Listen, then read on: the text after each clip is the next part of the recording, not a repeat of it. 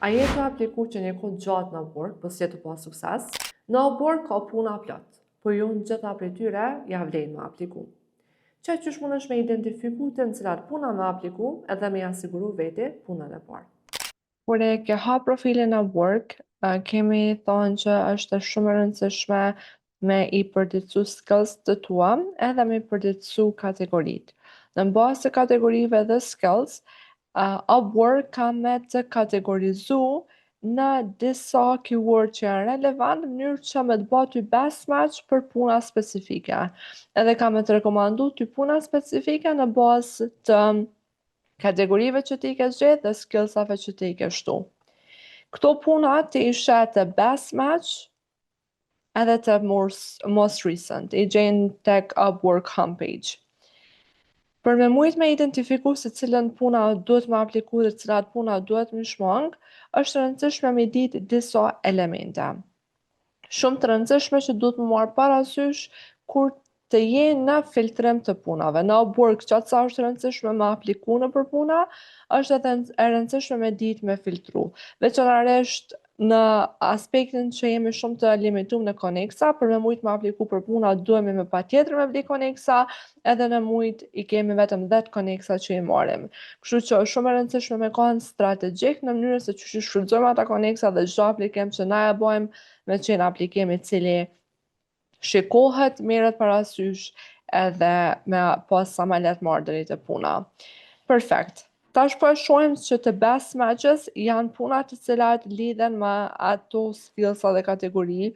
që neve se i kemi vendos, edhe janë puna të cilat janë postu disa dje, disa para 6 orëve, 18 orëve e kështu me radhë. Çka është njëra ndër elementet më të rëndësishme që dush me pas parasysh kur të shikosh për puna, është shikoja se kur është postu puna. Një punë e cila është postu para 24 orëve, me shumë gjas klienti ose është në diskutim për me marrë dika në punë, ose vetë se ka gjetë personin cilin ka vendosë të marrë, kështu që nuk ja vlen me marrë parasysh ajo punë. Elementet e tjera të cilat janë të rëndësishme me i konsideru, është me shiku nëse klienti është ka payment method verified, me shiku reviews klientit, me shiku higher rate klientit, edhe me shiku se sa ka shpenzu klienti në Upwork. Për shembull në këtë rast specifik na shohim që klienti ka punësu 248 njerëz, freelancers, po me gjithat nuk është na tregu se sa ka shpenzu klienti, për arsye se disa klient mundën edhe me mshef atë pjesë dhe mos me tregu se sa ka shpenzu. Po mundu me pa në raste tjera, ku na e shohim shpenzimet e klientit, si të ky rasti këtu, ku na e shohim që klienti ka shpenzu mbi $80,000 në Upwork. Edhe elementi tjetër gjithashtu shumë i rëndësishëm është me shiku se kërkesat e klientit, do me thonë a është klienti duke kërku për expert, për intermediate ose entry level, nëse vetëm jenë fillimet e tua, nuk është e rekomandueshme me apliku për punat dhe se kërkojnë eksperta. Gjithashtu është e rëndësishme me shiku se sa përafërsisht është duke kërku klienti për ose duke ofru klienti për atë pozitë specifike. Për shembull në këtë rast ato e pa që klienti është duke kërku ose duke ofru prej $20 deri në $40. Kështu që nëse ti je mbi këtë vlerë, atëherë është e rëndësishme me marrë parasysh që okay, ose duhet me u përshtat kësaj vlere, me qenë në një mes të kësaj vlere, ose duhet me mos me apliku nëse nuk dëshiron me ul çmimin. Në disa raste keme vrejt që klienti e shet që klienti në mënyrë sa ka shpenzu klienti në mesataren, do me thonë këtë rast për shembull na po shohim që klienti mesatarisht ka pagu $31 për orë, edhe na mundu me shfrytzu këto si referencë kur klienti nuk e ka të sek se sa ka me ofru për punë specifike. Do me thonë gjithashtu është e rëndësishme me shiku se çka është duke kërku klienti në sensin e punës, për shembull në këtë rast specifik klienti është duke kërku për dikën që është vendas gjerman, me ndihmu me pjesën e German market, Kështu që normalisht që na nuk jemi të kualifikuar për këtë punë, po në rast se kishim qenë të kualifikuar, atëherë e kishim pas një referencë të asaj se çka deri ku mundemi me ofru dhe se si mundemi me bin klientin që me na punësu dhe me ofru një çmim i cili ka sens për klientin dhe është brenda asaj që është e favorshme edhe për neve. Gjithashtu shikoj proposals, do me thonë nëse ka më shumë se 20 deri në 50 aplikime, atëherë nuk është e rekomandueshme me apliku, edhe shikoje se kur ka qenë hera e fundit që klienti ka interact me the job description, përshkrimin e punës, në mënyrë që me pas se është klienti aktiv apo jo. Kur folëm për higher rate, thamë që është rëndësishme me marrë si metrik për arsye se është një indikacion që klienti shpesh herë poston puna, po jo për gjitha ato puna merr njerëz në punë, do me thonë lën shumë puna të cilat janë të hapura. Nëse na e shohim që klienti për shembull në këtë rast e ka një 71% higher rate, megjithatë i ka shpenzu mbi $80,000 në Upwork, atëherë është lehtësisht mundu me apliku në atë punë, po në rast se shohim kontrata tjera për shembull kur klienti ka shpenzu shumë ma pak edhe mundet me pas një higher rate ma të vogël, atëherë na domosdoshmërisht nuk aplikojmë. Po ideale është që higher rate me ka 100% ose të paktën 85 deri në 100% në mënyrë që me qenë ti sigur që ke klienti me doja mos merr në punë dhe është duke në mënyrë aktive duke kërku për punëtor. Një element tjetër shumë i rëndësishëm është preferred qualifications. Në me thonë, është shumë e rëndësishme me shiku se çka është cilat janë ato elementet të cilat klienti ka të domosdoshme. Dhe në rast se kur ndonjëra prej këtyre kërkesave ti nuk e plotson, këto kërkesa të thuhen në mënyrë automatike nga algoritmi i Upworkut në bazë të dhënave që ti ke vendosur profil. Për shembull në këtë rast niveli im i anglishtës është fluent për jo native, që edhe bën që unë me pas këtikon me të kuqe anash. Nëse unë shkoj për me apliku në këtë punë, atëherë kemi me pa një warning i cili thotë që na nuk i plotësojna të gjitha kualifikimet që klienti ka kërku në Upwork. Për këtë arsye është rëndësishme i marr parasysh këto elemente para se me apliku në punë, në mënyrë që më siguru që puna në cilën ti do apliku me do mos ka me të këtij përgjigje. Pra, e thamë që elementet më të rëndësishëm që duhesh me pas parasysh kur të aplikosh për punë në Upwork është me shiku payment method verified klientit, reviews të klientit, më siguru që reviews janë mbi 4,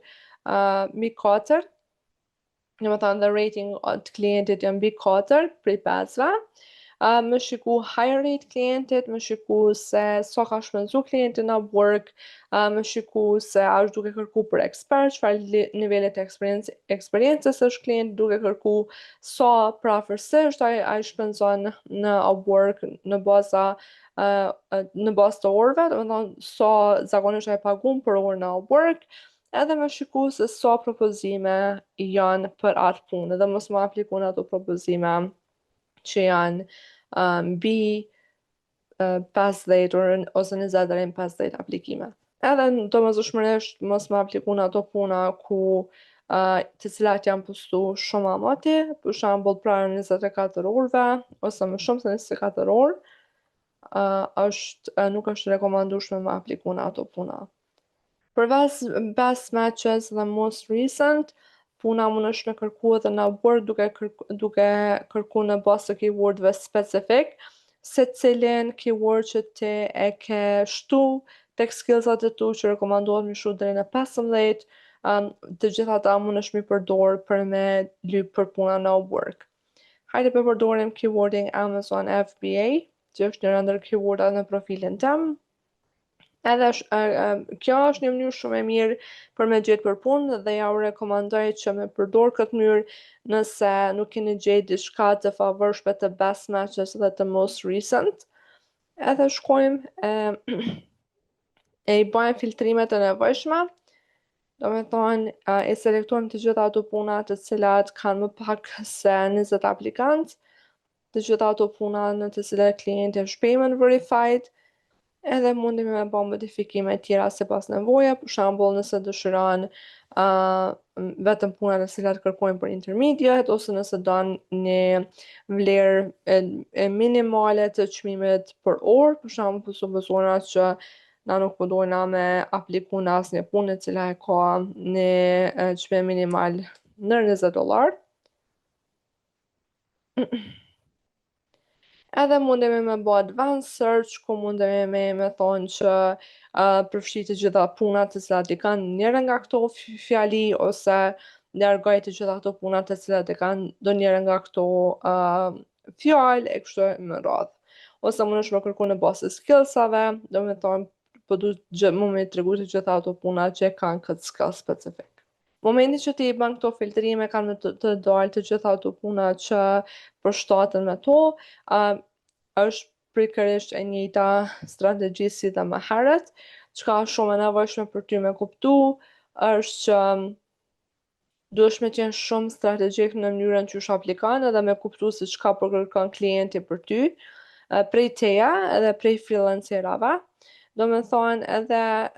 në këtë rast për shohim që klienti është duhet kërku vetëm persona të cilët janë të lokalizuar në United States, na nuk ja vlen me apliku në këtë punë, edhe nëse shohim diçka në job description e cila nuk përshtatet me atë që na ofrojmë, atëherë nuk ja vlen me apliku në atë vend të punës. Në Upwork ka me miliona puna edhe e ki shumë lehtë me gjetë punë. Mjafton me qenë shumë konsistent në aplikim, edhe me patjetër me qenë strategjik në mënyrën se qysh ti aplikon. Jo në gjitha punat ja vlen me apliku, edhe jo të gjitha punat ja vlen me marrë parasysh. Fillimi është pak më e vështirë, derisa të gjesh punën e parë mundet me qenë pak më vështirë, po megjithatë momentin që ti e gjen punën e parë, tjerat vijnë shumë më lehtë. Kemi pas raste kur klientët kanë më shënu direkt tek profili yt, edhe kanë me kërku që me punu me ty, zakonisht mesazhet vijnë te messages, ose të dërgojnë proposals, edhe ato i gjejnë te proposals and offers, do të thonë të gjitha propozimet që klientët i kanë dërgu, që kërkojnë që ti me apliku në to.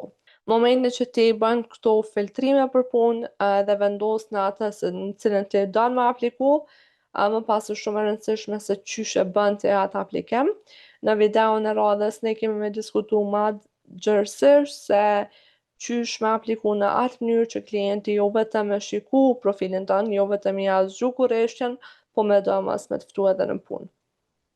Për çdo pyetje ose paqartësi, me shumë gjatë se kemi postu një video, ose kemi një video në pritje me u postu, që të ofron ty zgjidhja dhe ta jap përgjigjen e duhur. Të ftojmë na e bë subscribe në kanalin tonë në YouTube, që mos me të ik asnjë video, dhe me qenë ndër të parët që e marrin informatat më të reja për freelancing. Shihemi në videon tjetër.